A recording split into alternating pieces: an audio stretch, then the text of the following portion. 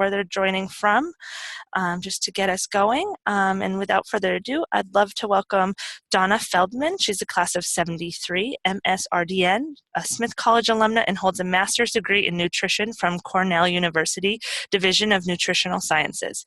Compared to more traditional dietitians, she has followed a very eclectic path through the nutrition field, working in research, food service, hospital, and doctor's offices, running a personal chef business and a private consulting practice. She is the author of Food Wisdom for Women and Feed Your Vegetarian Teen. You can find podcasts and blog posts about her food nutrition at radionutrition.com. So welcome, Donna. We are so excited to have you today, and you can take it from here. Thank you. I hope you can hear me. Yes? Yes. Good. I'm Donna. And yes, I've been a registered dietitian for 40 years. I don't know where the time went. And how did I get here as a Smith grad? I'm not sure there are any other registered dietitians who went to Smith. There probably are some, but I'm not familiar with them. Smith has no dietetics program, and the typical path for dietitians is to earn a dietetics degree and complete an internship and take a qualifying exam. So my path into this profession went through graduate school, which I think gave me a bit of a different perspective. And as Lindsay said, I've had lots of different work experiences. Right now, I'm a writer. I write about food and nutrition. And as she said, I have a blog, Radio Nutrition. That's you can see that up on the slide. And I just finally did set up the website for my new book, Food Wisdom for Women, where I will be writing exclusively about topics that have to do with nutrition, diet for older women. And I'll probably also write about just general health things that I come across because, of course, it's all of interest to me at this point in my life. So the webinar is about nutrition for aging, and that's the focus of my new book. So I came across this statistic relatively recently, and I think it's pretty fascinating. Next year, for the first time in the United States, there will be more adults over age 60 than children under 18. And most of those older adults will not be living in nursing homes. This is a huge deal. The burden of on the medical care system would be catastrophic if chronic disease was the norm for all older adults. As far as I'm concerned, debilitating chronic disease should not be the norm. And it turns out there are other people in the field who agree with me. The BALTIMORE Longitudinal Study on Aging, that's a mouthful, which is under the National Institute on Aging. It's been going on since 1958, and they're asking the question, what is normal aging? It's actually a very complex process that defies a simple description. Study subjects are recruited from all age groups, starting at age 20, and in fact, they're still recruiting people, in case you're interested. People are evaluated every 1 to 4 years for functional and medical changes that may be related to the aging process. And people are followed for decades, which is exactly what we need to do to get useful data. So what have they concluded so far? Well, first of all, they've decided that normal aging does not equal disease. I find that very encouraging. They've discovered that people age differently on different timelines. I think we all know that genetics, environment, and lifestyle have huge impacts on aging, and that some medical problems that we associate with aging, such as cardiovascular disease, may in fact accelerate aging. And there's a new thing now, a new focus, exceptional aging, which refers to people who live well into their 80s or beyond and have no major health problems. And I'm sure we'd all love to do that. I would, but it's uncommon at the moment. So I'd like to know, what is the impact of nutrition and diet on that possibility? So, of course, as a member of my generation and a nutrition professional interested in my own health, I wrote a book. I personally want to optimize my quality of life, and I know where to find the good information and how to interpret it. But many non-nutrition professionals don't know how to do that. And unfortunately, there is plenty of misleading or fake nutrition and diet advice floating around out there thanks to the internet. So despite the fact that our numbers are growing, research on what maintains our health has not kept up. The assumption has always been that older people just need the same amount of nutrients as we did when we were younger, maybe less, and that diet and nutrition are now more about disease management as we age. So again, I'm interested in the possibility that nutrition increases our chances for exceptional aging. To disrupt the aging process, that's another sort of hot term now. I know the AARP uses this, disrupting aging. I do believe nutrition plays a huge role and that it can make a big difference in how you experience aging. Is it a constant struggle dealing with physical or cognitive decline? Or is it an opportunity to enjoy life while managing your physical problems so they don't interfere with that enjoyment? The goal of my book is to share the information that I've accumulated. So I'm going to talk about a few things from the book, but not everything. Here's what I'm going to talk about today. Digestive health. It's a very popular topic right now, thanks to gut microbes, which in fact do seem to impact health. So what does the research say so far? Cognitive function, another extremely hot topic. Can food choices in diet affect our chances of getting dementia, or can diet changes fix or prevent dementia? Muscles. Muscle integrity is a topic that is flying under the radar screen at the moment, but it can have a huge impact on quality of life in very critical ways as we age. And finally, bone strength. And I realize this one may seem to have been overdone right now. Everyone has been told to take lots of calcium, and that's supposed to solve the problem.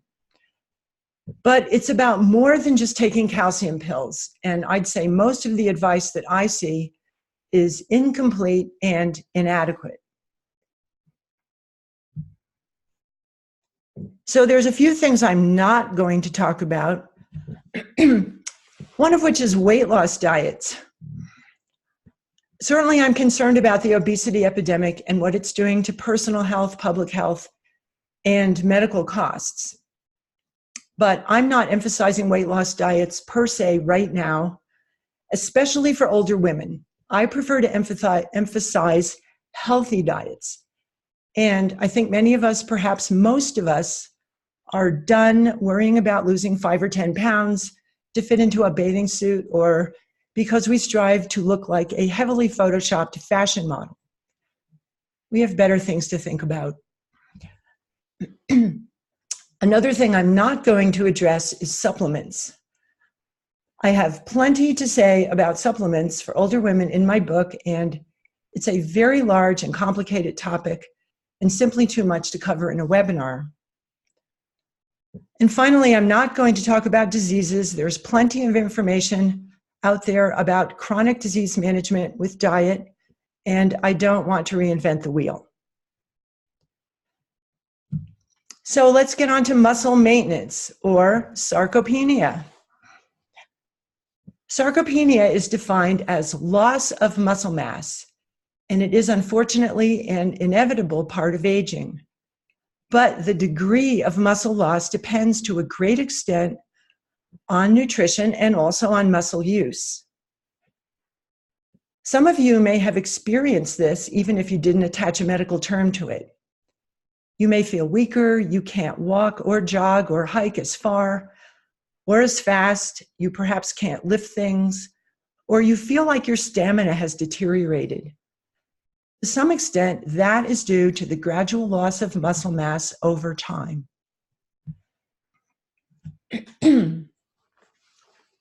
How much muscle loss you experience will depend a great deal on your level of activity. We can lose up to 3% per year after age 60, possibly losing 20% of muscle mass between ages 30 and 70. And unfortunately for older women, even short periods of inactivity can lead to accelerated loss of muscle. It's not hard to envision situations at our age that might make you inactive, such as an illness, an injury, surgery, a life event that disrupts your activity level, or travel. Muscle loss leads to frailty and weakness, which increases risk for falls. And that increases risk for fractures, which can make you even more inactive, and it becomes a vicious cycle. And to add insult to injury, lost muscle can be replaced by fat. So you might look at the number on the scale and think, all is well since you haven't gained weight, but in fact, your percent body fat might be higher. Now, there's no standard way to diagnose sarcopenia right now in free-living adults. Most physicians don't even see the need to assess muscle loss in free-living adults. It's always been seen as a problem for elderly people in nursing homes.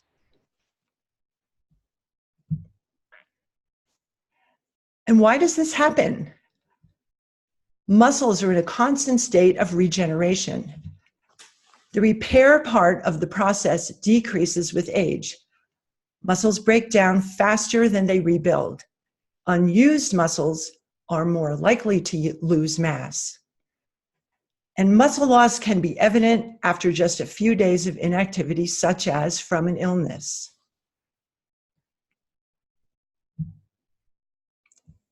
Now, most of you probably associate protein intake with muscles, rightly so. So the issue with older adults is, are the recommendations adequate to prevent sarcopenia?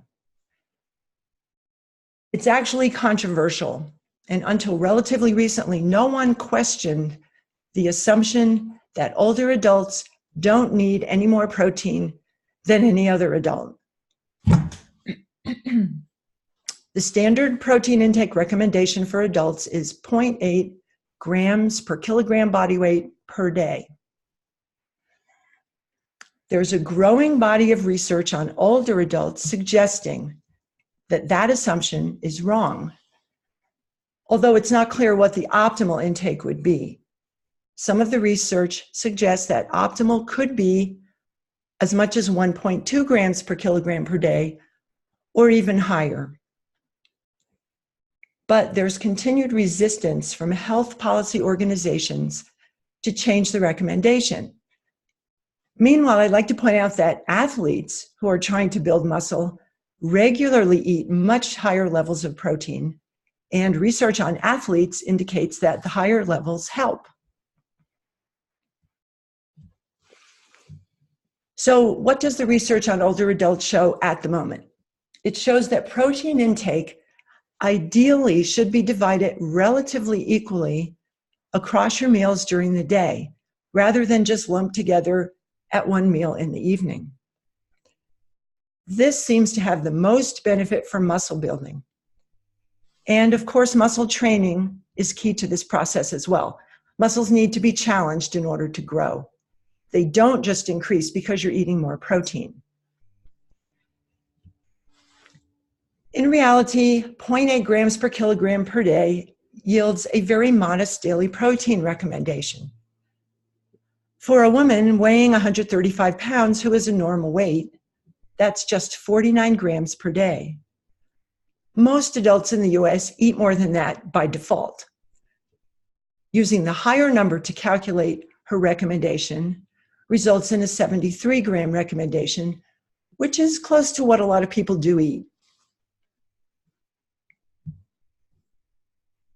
So if you want to calculate your protein intake? If you're curious, I suggest you use ideal body weight to do the calculation rather than actual body weight if your weight is outside the normal range in one direction or the other. A very easy way to get that number is to take 100 pounds for a 5-foot-tall person and add 5 pounds for every additional inch of height.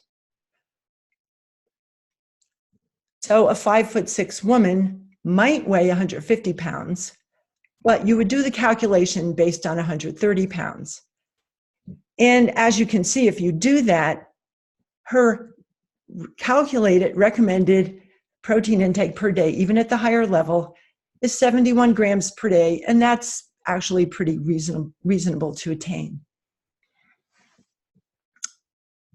This calculation adjustment is especially important for obese people, because if you use your actual weight, you'll come up with a very, very high protein intake number that would look quite impossible to achieve and wouldn't offer any additional benefit.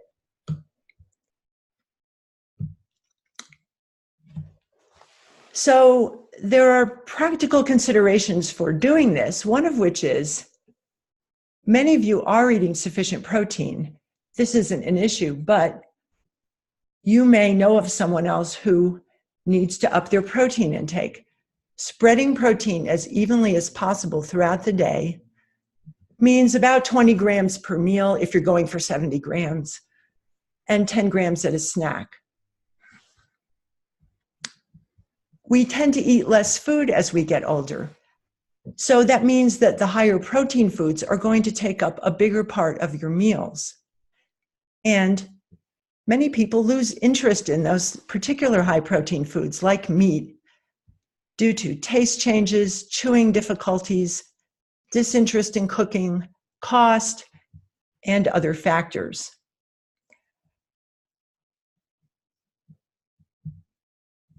So I think most of you know what high protein foods are. I'm not going to belabor this too much. Our highest quality protein foods are from animal sources. Dairy foods like milk, yogurt, and cheese. And Greek-style yogurt, by the way, is higher in protein than regular because it has less water. Soy milk and tofu are excellent. Eggs are our highest quality source of protein. Meat, fish, poultry. And then for people eating less meat or no meat, nuts, seeds, nut butters, and legumes are some of the best protein sources. So what to do to combat sarcopenia? I tend to be in favor of the higher protein recommendations. I think we should hedge our bets about the impact of our protein intake on muscle mass. But as I said, many of us are already eating higher protein. So spreading it out more evenly throughout the day may be more of an issue because, for one thing, it means that you need to eat more high protein foods in the morning, at breakfast, and perhaps smaller portions at dinner. So first of all, make sure you're getting at least the minimum recommendation of 0.8 grams per day. And to maximize the effect, choose high quality protein foods. If you're vegan or vegetarian, that means you need to include high protein plant foods at all your meals and snacks to be sure you're getting enough. How do you know you're getting enough? Well, you can get out a food composition handbook and a calculator and a scale and a paper and pencil. Or you can use one of the many food tracking programs that are now available online or as apps. They're very convenient. Or if you can't be bothered with that, you can just eyeball your food for a few days. And if you consistently have normal-sized portions of many of the high-protein foods on the list, you're likely fine. In general, an ounce of meat or an egg or an ounce of cheese or 8 fluid ounces of milk or yogurt will be in the 7 to 8 gram range. So a day that includes 8 ounces of yogurt, 5 ounces chicken, 2 ounces of cheese, already has 57 grams of protein. And then all your other foods contain smaller varying amounts, which taken together can push your total towards 70 grams.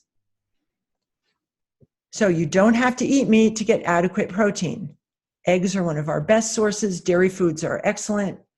Soy milk, tofu, nut butters, and dishes that include legumes also boost protein. Refried beans, for example, are a well-known high-protein ingredient in Mexican dishes, and lentils and other legumes are a major feature of Indian cuisine. The other factor that you need to keep in mind is that you have to stay active. Muscles have to be challenged to grow. And I would suggest including both aerobic and resistance training to stimulate all your muscles as much as possible.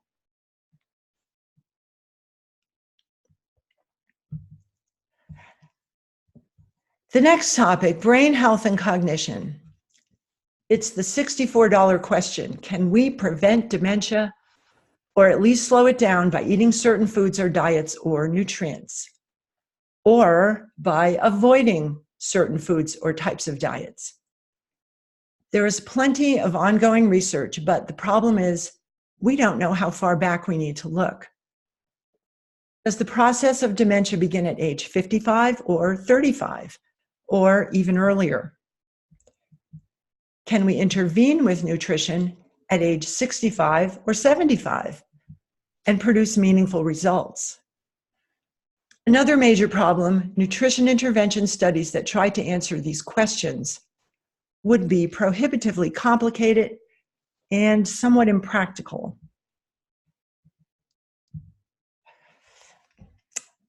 So every person with a brain deserves good nutrition. I cannot take credit for this quote. It's from a person who does research on the impact of omega-3 fats on brain function.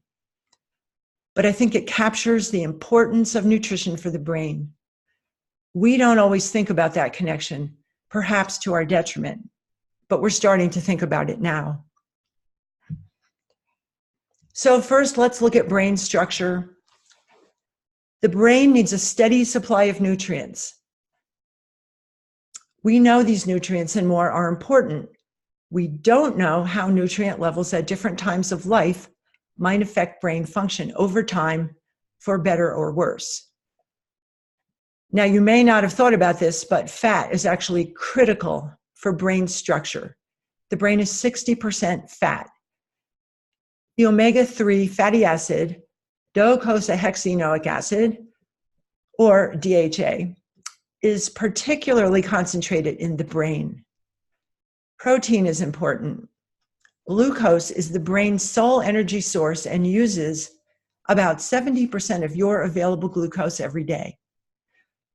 Vitamins are important, such as vitamin A, folate, choline, and B12.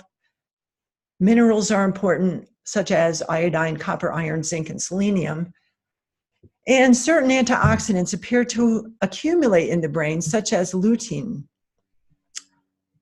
I'd like to point out that in the case of lutein, some of the research that shows that is sponsored by food producer organizations whose products are high in lutein.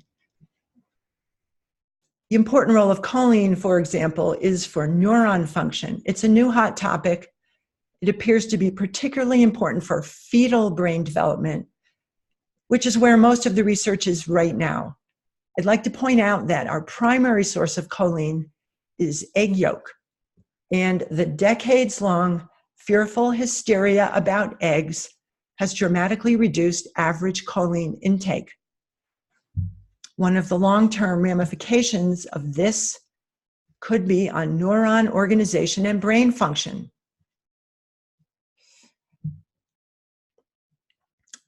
Omega-3 fatty acids, I'm willing to bet no one listening has never heard of them. I realize that's a double negative.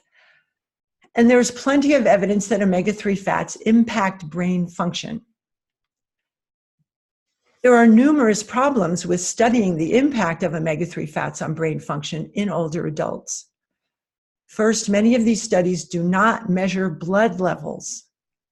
Rather, they rely on food intake recalls. Even if supplements are included in the evaluation, it's hard to pin down what doses have been used, from what source, and for how long. Despite these difficulties, the most promising results so far are for mild depressive disorders and anxiety. There's some benefit for cognitive performance in older adults, but most of those studies seem to show that omega-3 supplements slow the progression of decline rather than reverse it or prevent it. So let's have a poll right now. Lindsay, one about taking omega-3 supplements. Can you put that up? I'm just curious because I know information about this is so widespread, and I personally do take these. Okay, we've got some answers coming in now, and I'll give you just a few more seconds to share, and then I will end the polling and share the results with you. Okay. Should I go on? Yeah, here, I'll end it. Looks like most of everyone has participated. So there's the results. Okay. Well, not everyone is taking them. And that's fine. I'm not suggesting that you do or don't.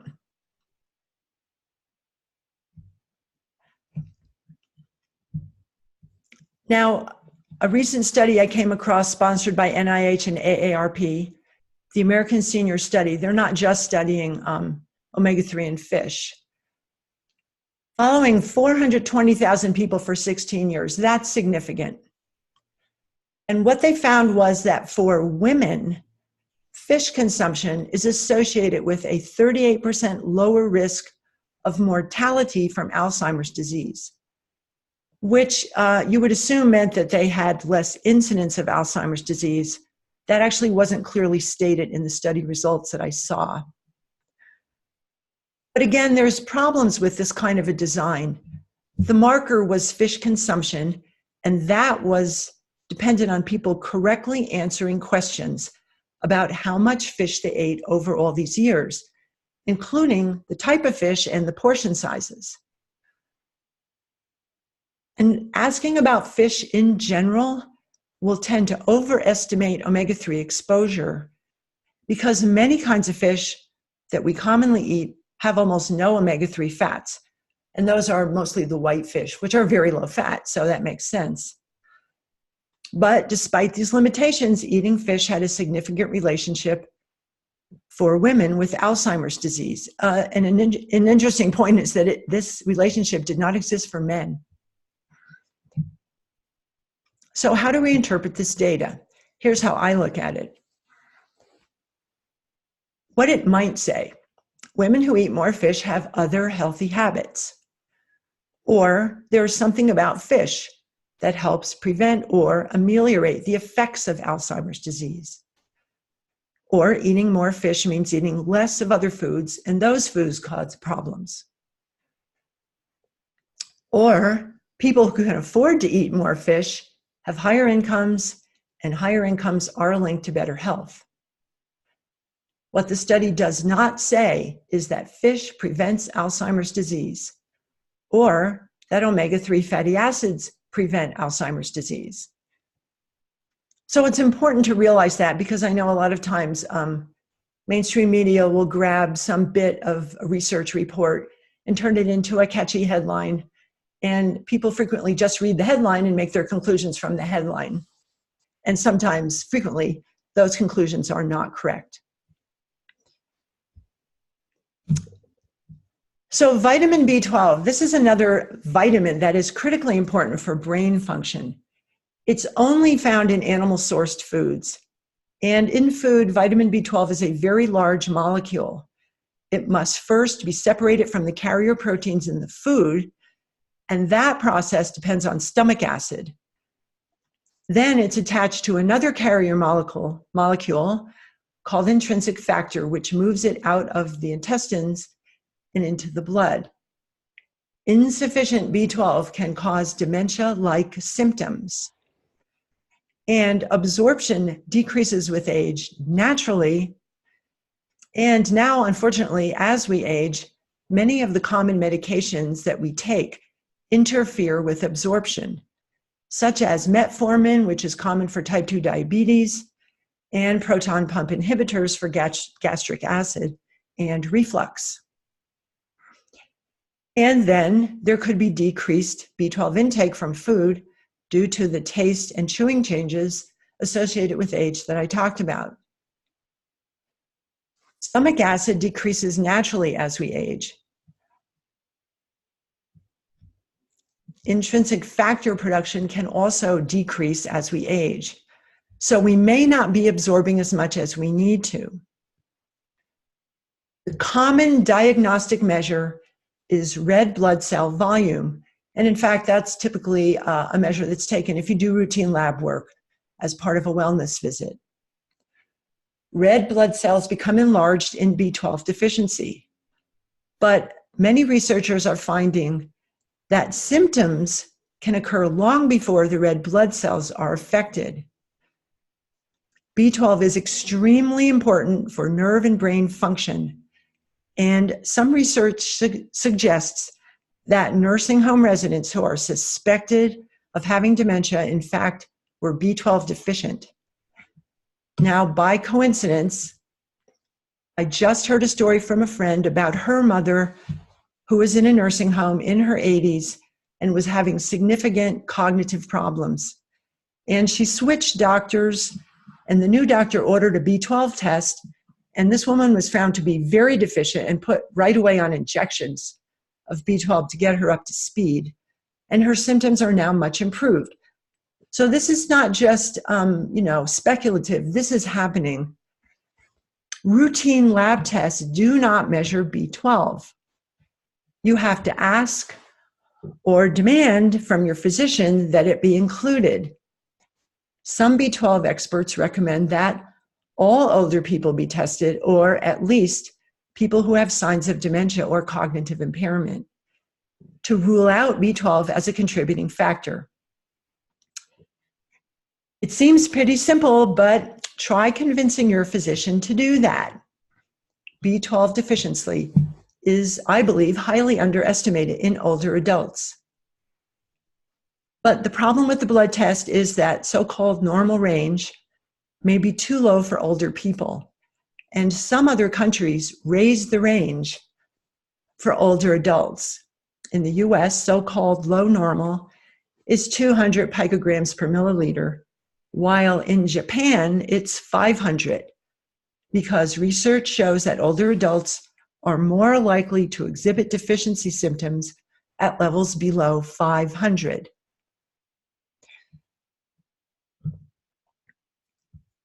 Now, aside from B12 and omega-3, as I mentioned before, certainly plenty of other nutrients affect brain function. But there are endless claims out there for things that will prevent or cure Alzheimer's disease or dementia. This is a partial list.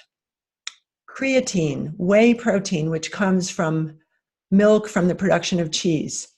Melatonin, which we think about in terms of sleep, and it is produced in the body. By the way, it's high in kiwis and sour cherries. Green tea, bee pollen, colostrum, which is from breast milk, ketogenic diets, which are extremely high-fat diets, coconut oil, which is a recommendation that's tagging along on the ketogenic diet idea, vitamins like E, niacin, vitamin D, herbs like ginseng, rosemary, lemon balm. Typically, these claims are based on anecdotes. Someone might say, my husband drank green tea and I think his memory improved. And that goes out on the internet, and pretty soon green tea is curing Alzheimer's disease. In many cases, these claims are generated by companies that are in the business of selling the product. Now, in the case of the ketogenic diet, which I know is getting a lot of press, the rationale is linked to the known effect of a ketogenic diet on seizures. These extremely high-fat diets, and I can't emphasize that enough, a true ketogenic diet is 70% fat. They've been used for many years to treat seizures in children. And because they have that effect, there was speculation that they would affect dementia for some reason. Coconut fat is a particular kind of fat, shorter chain fatty acids, that are similar to the kinds of fats that produce ketosis. And so the theory was that if ketosis is helpful, why not just load up on those short fatty acids from your diet? Again, the evidence is anecdotal. And I'd like to add, and this is true for the ketosis diet and for everything in nutrition, if something really truly worked and there was good solid evidence that it worked, it would not remain a secret. It would be out there in the public very quickly. So when you see these things and they're presented as some sort of new, unknown research that you are now privy to, I would be a bit skeptical. So the reality check is this. Research on prevention of dementia and Alzheimer's disease would have to go on for decades. And how do you follow and control a sufficiently large population for that amount of time? Most of the current research is treatment-oriented. In other words, what food or nutrient will improve symptoms? It's hard to reverse the progression of dementia once it's started. Research focuses on single nutrients, but brain function depends on many. So it's unlikely that any one is going to prove to be the answer to the problem.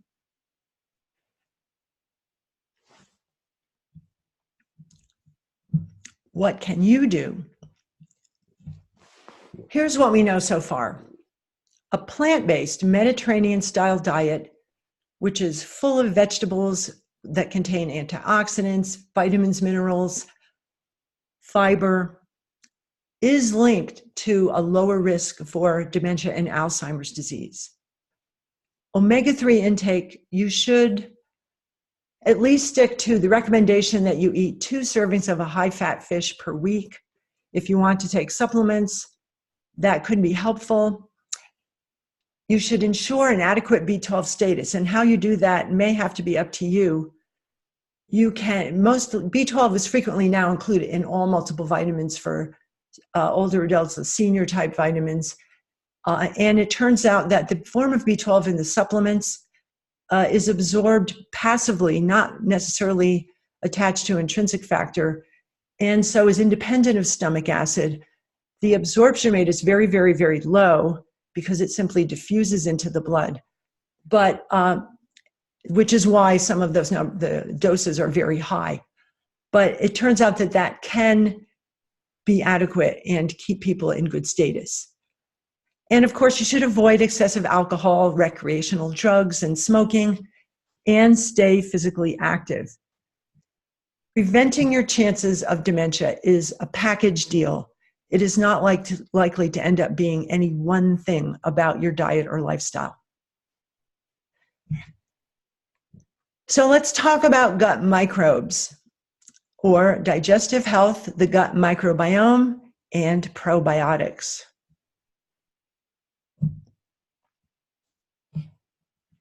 There are lots of claims for the health benefits of the so-called good gut bacteria. And in fact, there's evidence of a connection for all of these. Inflammation, weight loss, which is interesting in that obese people are known to have significantly different gut microbe populations compared to lean people. And when they lose weight, their gut bacteria changes. For example, if you give obese rodents fecal transplants from lean mice, they lose weight, and vice versa. Depression, anxiety, and mood disorders can be linked to gut microbes, type 2 diabetes, and slowing of the aging process, and of course, improved digestive function.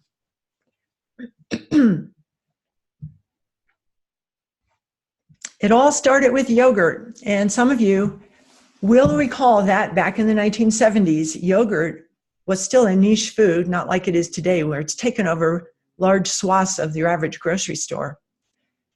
You might remember the TV ads featuring long-lived people in Eastern Europe. Those ads were based on the work of Eli Metchnikoff. He won a Nobel Prize in the late 19th century for his work on immunology. And while doing that, he noticed that long-lived people consumed lactic acid-producing bacteria in foods like yogurt. And he wrote a book, The Prolongation of Life, that discussed his theory that gut microbes were related to aging. And the yogurt commercials grew right out of that. Of course, it's entirely possible that there are other things about the lifestyles of those people that contributed to long life, not to mention their genetics. But the notion of healthy gut microbes was born. But then it took quite a while for the research to really gear up, and recently it's accelerated thanks to genetic technology, which allows researchers to document gut microbe populations by genetic profiles rather than the very laborious method of taking fecal samples and culturing them and then identifying the resulting bacteria manually. So what do we know now? Well, we know that there are 100 trillion microbes in the human gut, more gut bacteria cells than in the human body. Think about that. There are 1,000 to 1,200 different species, and the populations respond quickly to changes in diet. Population diversity is also affected by where you live, your age, your medication usage. So we know that gut bacteria affect our health, but how do they do that exactly?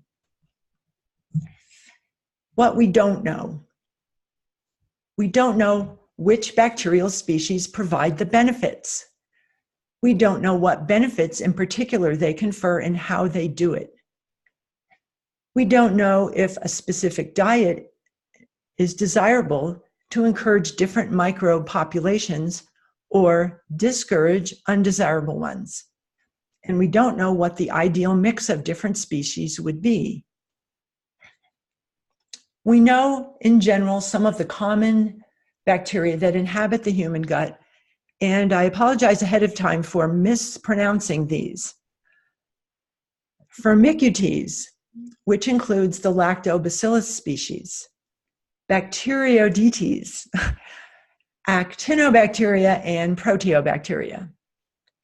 But the proportions of all of these can vary widely. According to the American Gut Project, some people have 90% Firmicutes and some less than 1%. There are hundreds of possible species in each of these phylum.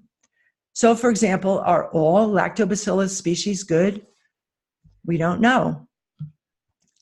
Adding to the confusion, gut microbe populations vary widely from one geographic region to the next. And since people can be equally healthy in, say, Japan or France, how do we know? How do we form any conclusions about which bacteria are the best? As far as diet is concerned, it's generally agreed that plant-based diets are the best to encourage beneficial bacteria because those bacteria need to eat to live, and their preferred food is fiber from plant foods. So the gut-brain axis is a real thing. The idea of a connection between the gut and the brain is not exactly new. We have all experienced butterflies in our stomach or a gut instinct about something. In fact, it turns out most of the serotonin in your body is made in the gut. Gut microbes can actually direct communication pathways between the gut and the brain. It's estimated that there are 9 times more messages going from the gut to the brain as in the other direction. So what's new is the idea of this gut microbe control over the pathway. It's an exciting emerging field of research. And it has the potential for applications for dealing with psychological disorders and digestive disorders that have side effects like anxiety, such as irritable bowel syndrome. Rodent studies show that germ-free animals have exaggerated reactions to stress, and those reactions can be normalized if you give those rodents probiotics. The anti-inflammatory effects of gut microbes might also help with these types of problems. So how do you get probiotics from food? It's more than just yogurt now. The average grocery store in the United States, anyway, has many brands of yogurt, most of them claiming to contain live bacteria of cultures of various species, and some of them have created proprietary species that are supposed to give special benefits. Typically, you'll see lactobacillus and maybe bifidobacteria listed. And those are nice, but in fact, there really isn't strong evidence one way or the other of particular benefits from any of these. My advice is if you like yogurt and you think one particular brand agrees with you, then fine, stick with that one. But there are many other possibilities. Kefir is a fermented dairy beverage, a lot like yogurt, but different in some ways, especially the type of fermenting bacteria. Kimchi, many of you are familiar with that, fermented vegetables that are specific to Korea but are now being eaten around the world. Kombucha is a yeast fermented tea drink. And again, grocery stores have, mine anyway, huge displays of kombucha. Fermented vegetables such as fermented pickles, sauerkraut, fermented soy like miso, tofu, and tempeh, cheeses, especially soft cheeses, Gouda being one example. And you may not have thought about it, but craft beers, especially if they're not filtered, and real ginger beer also are sources of probiotics. Lindsay, could we have the next poll, which is about probiotics?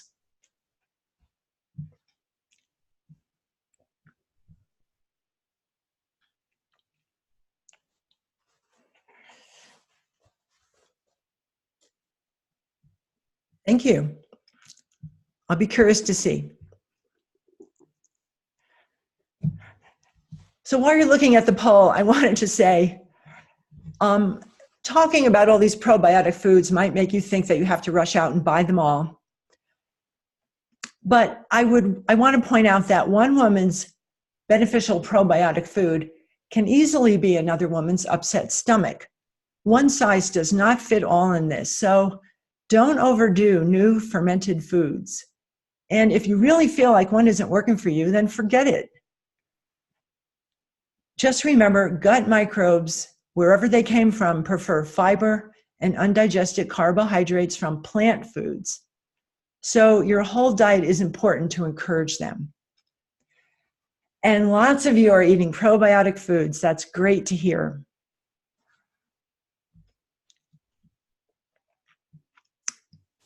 So, what about supplements? Probiotic supplements are all over the map in terms of content. The important point is that we do not know what sorts of gut microbes are beneficial or how much of one or another is a good idea. Historically, humans have gotten gut microbes from the environment, food, water, other sources of contact, and not from pills. The claims on the supplements may say things like supports immunity or supports health or live active cultures. And that's nice, but where's the evidence that this particular product and these particular cultures are beneficial? The questions you need to be asking, what's in them? Are the populations in the supplement viable? And that's a huge issue. There is no oversight for purity or effectiveness. The word probiotic has no standard meaning, which is why I personally recommend food, not supplements. However, getting back to the previous slide, if you feel like you're taking a particular supplement and it's helping you, fine. If you felt like you should take a supplement and you tried one and you did not feel that it helped you, or that it made you sick, then don't feel bad, because it may be true. I really do prefer foods. So what makes sense? I say where there's smoke, there's fire. There is a lot to this gut microbe situation. They're likely to have numerous beneficial effects, although we haven't pinpointed all of them yet or how they work. But why not encourage them? Preferably get your probiotics from food and feed those gut bacteria by eating a mostly plant-based diet. And again, keeping in mind, if something doesn't agree with you, then that's probably a true thing and you should go with it. Finally, I want to talk about bone strength. It is not just about calcium. We've all heard the dire warnings. Bones start to thin out after menopause, and that's a fact, putting us at risk for devastating fractures. So we're told to load up on calcium. Some people see this as a conspiracy by the dairy industry to promote dairy food. Some people see it as a conspiracy by drug companies to sell osteoporosis drugs and DEXA scans. And in fact, women have developed problems after taking those drugs for years, such as, strangely, unexpected fractures. So before we talk about bone nutrition, it's helpful to understand bone structure, bone biology, in a very basic way. Bones are living tissue. They are not inert blocks of calcium. Like muscles, they are in a constant state of breakdown and regeneration. And there is a complex set of hormones that controls these two systems. Bones are the reservoir for calcium in our body because blood calcium levels must be maintained. And I can't emphasize that enough. People are under the wrong impression that if you measure your blood calcium, you'll know your status. That is false. You'll know that your blood calcium is being maintained in the normal range by hormones. This says nothing about your bones. There is a constant daily turnover and loss of calcium because it's critical to many other metabolic processes, including muscle contraction, cell signaling, and blood clotting. So every day you lose some calcium, and that has to be replaced. And if you don't replace it, over time your bones gradually thin out as the calcium is mobilized out. Pregnancy and breastfeeding put extra demands on calcium reserves. So in addition to calcium, here are all the nutrients that are critical for bone integrity. Protein. Few people would think about that, but protein is critical for the structure. Calcium, of course. Phosphorus, because phosphorus is part of the crystal that forms the bone matrix. Potassium and magnesium, zinc, copper, boron. And then vitamins that help with the process of bone mineralization and calcium absorption, such as vitamin D, vitamin C, B12, and vitamin K. As I said, vitamin D is important for facilitating calcium absorption. Vitamin K is something of a new one. The term actually refers to a variant of K called K2. You might think of vitamin K as coming from spinach and greens and being important for blood clotting.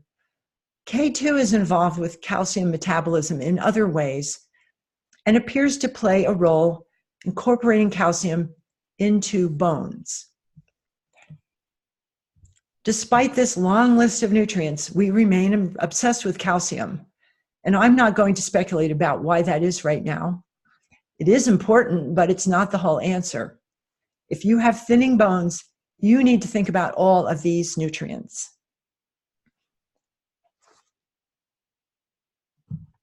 So vitamin D. Everyone has heard of it by now, I'm going to assume, and I suspect many of you already take it. Humans historically, in fact, it actually isn't a vitamin per se because humans historically got vitamin D from sunlight acting on skin and producing active vitamin D in skin cells in response to certain rays of sun, certain UV rays. As humans migrated north, food sources became more important. Fish livers and animal livers became important, and that would explain, for example, the health reputation of cod liver oil in Scandinavia. But modern life has had a very adverse impact on our ability to make vitamin D in our skin in response to sun exposure, because now we live mainly indoors. And even if we leave the building, we're in a vehicle. So we have vastly less exposure to sunlight. And we wear sunscreen, and that blocks vitamin D production. And many of us live farther north. So our exposure to the UV rays that stimulate vitamin D production is very limited, only to certain weeks in midsummer, not at all in winter. Finally, for us, aging reduces the skin's ability to manufacture vitamin D, even when we are out in the sun during the summer.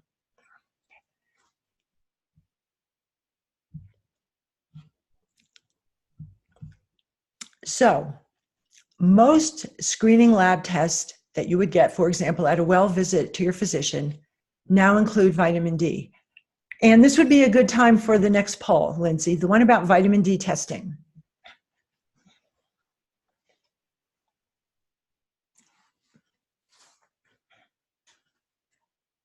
While you're answering that, I wanted to point out that there's a very big problem still, even though vitamin D has been on the public radar screen for many years at this point.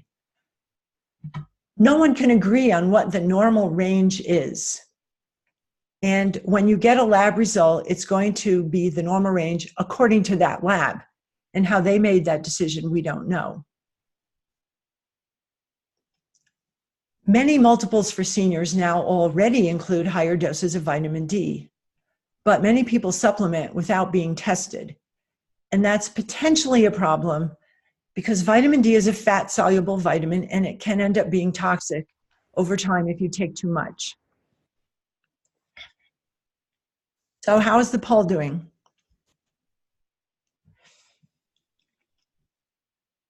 Yay, almost everyone has been tested. I would have assumed so, especially if you just go and get a regular blood test at any time in your life now. So again, there's no official agreement on what normal is. Conservative organizations such as the NIH claim that an adequate level is 20 nanograms per milliliter or higher, while the Endocrine Society and the Vitamin D Council say 30 nanograms per milliliter or higher. And adding to the confusion is the unit of measurement that's being used. Many labs use nanograms per milliliter. Others use nanomoles per liter. And these two numbers are not interchangeable. Nanomoles per liter unit always looks like a bigger number. So you might have read vitamin D should be above 30. And your value came back at 37 and you think, great. But your value was given in nanomoles per liter, and in fact, that is an insufficient level. Overall, I think most people our age do need some extra vitamin D, but absolutely get tested before buying any supplements, because your level might be fine based on whatever it is you are doing at the moment. How much to take? I am not going to answer that question because I don't know what your level is and what your lifestyle is like. If you are tested low, your physician usually will have a recommendation now. And usually what they will do is test you again after 6 to 8 weeks of supplementation to see if that dose is working and adjust as necessary. I tend to recommend simple daily doses of 1,000 to 2,000 IU if your level is insufficient. Keeping in mind, vitamin D is in multiples and in pretty much all calcium supplements at the moment. So you might not need separate vitamin D on top of that.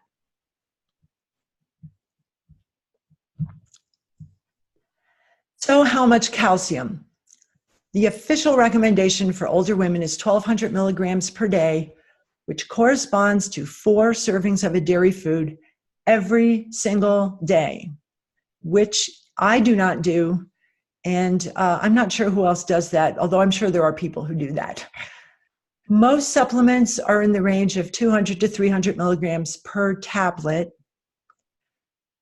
And like protein, ideally your calcium intake is spread pretty evenly throughout the day because you can only absorb about 500 milligrams at any one time. And keep in mind, calcium from any source, food or supplements, can interfere with some medications. So if you're on any of those medications, for example, bone medication, strangely, or levothyroxine, thyroid medication, then you need to plan your calcium intake separate from that. I admittedly, personally, do not consume 1,200 milligrams of calcium a day. I'm going to guess that my intake is mostly in the range of a total of maybe 800 to 900. And I take one supplement of about 300 milligrams, and the rest I try to get from food. Personally, I think that's reasonable. But I need to point this out. This is important. Bone medications do not replace calcium intake. And I think that probably a lot of people mistakenly think that. Osteoporosis medications interfere with what's called bone remodeling, which is the normal breakdown and repair of bone cells. The drugs push calcium into the bones, and the drugs cannot work if there isn't calcium to push into the bones. So you have to have adequate calcium intake. If you're on one of those drugs, you do need to pay attention. Inadequate calcium can lead to a drop in blood calcium, and the medications will have those warnings listed in that long list of adverse side effects. But if you don't read through those, you could miss that, and this is quite important. So for bone strength, here's the summary. A well-balanced diet, I know that sounds boring, but 2 to 4 servings of a high calcium food per day. Dairy foods, other foods that are high calcium include legumes, which conveniently, if you're avoiding animal foods, is something that you're going to be eating a lot more of for the protein intake as well. Greens are another good source. Tofu, soy milk. A lot of plant milks do have added calcium now. Oh, and one more thing I need to point out about plant milks, getting back to sarcopenia. The only plant milk that would supply any significant amount of protein is soy. All the other popular plant milks, almond, coconut, rice, oat, are all extremely low protein, and I would not use them as protein sources. But many do have added calcium. If you don't feel like you have a significant intake of calcium from food, you could take a supplement in addition, but again, I do not recommend that you rely solely on supplements. And vitamin D supplement if necessary to enhance your calcium absorption.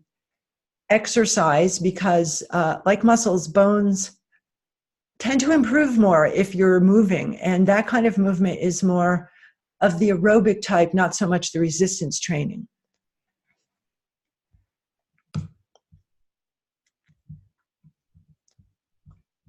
Okay, trying to get to my final slides here.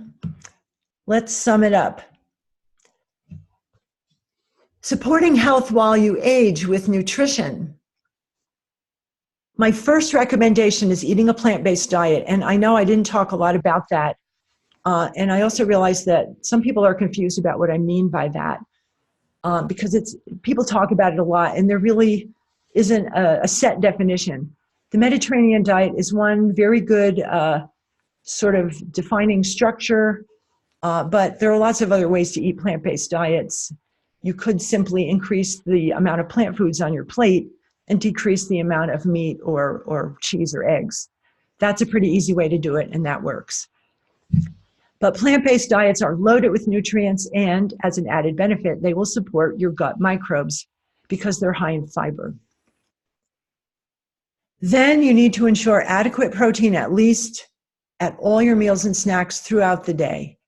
And again, I want to encourage you to think about moving more of your protein earlier in the day if you realize that you're eating not quite so much protein for breakfast and lunch. You need to stay active, and you actually do need to do that every day as much as possible in some way. I suggest including probiotic foods. You can include them every day. You can include them every other day. You don't need to overload on them. You don't need to go around trying everything under the sun. You do need to have omega-3 fats on board, so to speak. You can get them from fish. You can get them from supplements. I didn't talk specifically about the supplements. I do talk about that more in my book. And I would like to point out that there's a pretty good summary of the issue on the Food Wisdom for Women website right now that I wrote about a month ago to try and give some clarity to the issue of omega-3 supplements. So rather than me repeating that here, I would suggest that you go to the website and find it. The link is probably up on the home page. And finally, I would suggest that you pay attention to all bone nutrients and boost calcium intake if necessary, using mostly food sources to keep your bones intact as you age. And finally, a shameless plug for my book, Food Wisdom for Women, available on Amazon. It's in Kindle or paperback, as is my first book, Feed Your Vegetarian Teen, which doesn't apply to my audience today, I assume. I wrote that book for the parents of teenagers who decide to become vegan or vegetarian.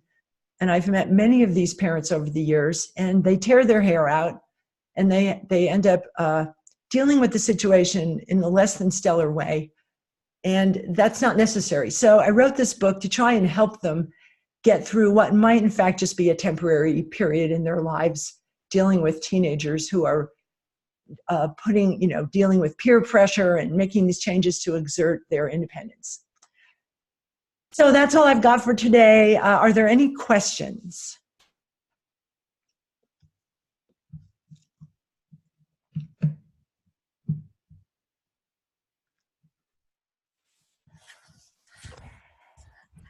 Hi, Donna. This is Lindsay. Thank you so much. I'm checking the chat box. I don't see any questions coming in, but feel free if anyone has anything to type. Cicely says, thank you. I had a colleague who messaged me who said she can't wait to hear the recording. She had to leave early, but it was fabulous. So thank you so much for providing such good information and content. I loved the part of your description that said that there's so much information out there and it's really hard to kind of sift through it all. And so it's wonderful to have someone you can trust. Okay, so let me see. Miriam. I see this. Marine collagen peptides. Well, it's way off from my talk. You know, ironically, I just wrote a blog post for a different website that I write for called the MyNet Diary, which is in fact a food tracking system. And the blog post I wrote was about bone broth and the issue of collagen for older people. So that should be coming out sometime this week or later next week. I typically link to those on the Facebook pages of my books. I do not have an opinion about marine collagen peptides. Collagen in general, whatever the source is, it's something that people think should be helpful for wrinkles and for joint health. The evidence for that mainly is coming from supplement manufacturers. And so I'm not going to have a strong opinion at this point. What I've seen in the evidence is that the benefits have been there in some cases, but not dramatic. And after weeks and weeks of taking products for all day, and these products aren't necessarily cheap. So I'm not going to argue if you feel like you got a benefit, but again, that post will be coming out, and it's more general, but you might check that out. Any thoughts on Prolia and other osteoporosis medications? I'm not a doctor. I don't know about the medications necessarily. The bisphosphonates are the ones that have had a long-term disturbing impact of causing unexpected fractures. And I did write about this once many years ago. I actually talked to a doctor who was doing research on that. He was very adamant about these medications. And what goes on is that as they push calcium into your bones, they interfere with the remodeling process. And that process is what helps bones repair when they are broken. And so his theory was that over years, you accumulate microfractures, and perhaps one day you step wrong or something happens, and one of those microfractures that did not close up just goes, kind of like your windshield going all of a sudden if you had a small crack. Again, that was his take on it, and truly, not being a doctor, I can't comment on these medications. But keep all your bone nutrients in line, and that will certainly help no matter what you're taking. Anything else?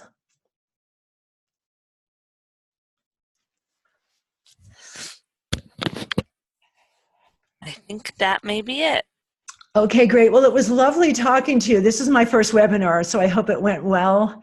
I think you did wonderful. Great, good. And I hope that, if you feel like there's other people that might be helped, send them to the link that'll be up on the YouTube channel. Absolutely.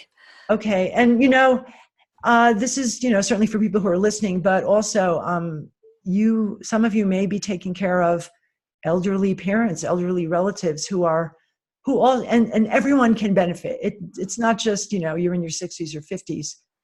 You can benefit from making changes in your 80s. You truly can, whether it's food or exercise. So I'll leave you with that.